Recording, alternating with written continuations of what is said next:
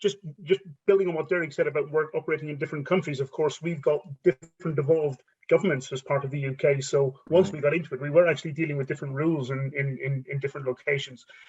But on this, on the details, so clearly people were our first priority, and making sure that they were safe.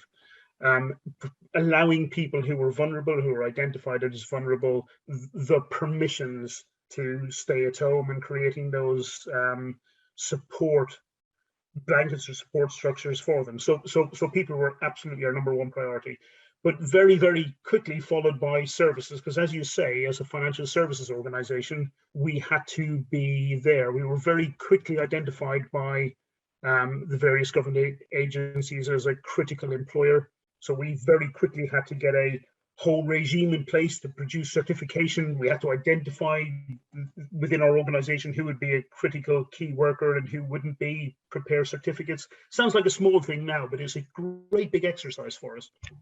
And then we had to deal with the broader societal impact on people's financial, personal finances.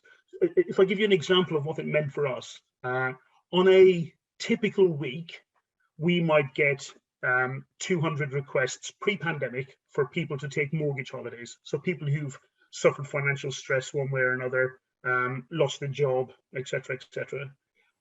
In the first 3 days after lockdown was announced, we had 30,000 requests for mortgage holidays.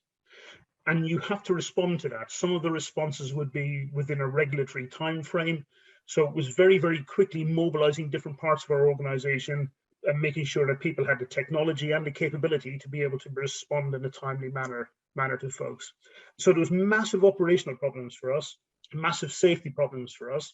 And then, of course, we had the problem everybody had of getting hold of some of the PPE equipment and getting hold of it in enormous bulk, so that we were able to support all of the locations that we have across the UK and make everybody feel safe, so that those who had to come into work felt that they had the necessary tools and equipment to be able to work safely.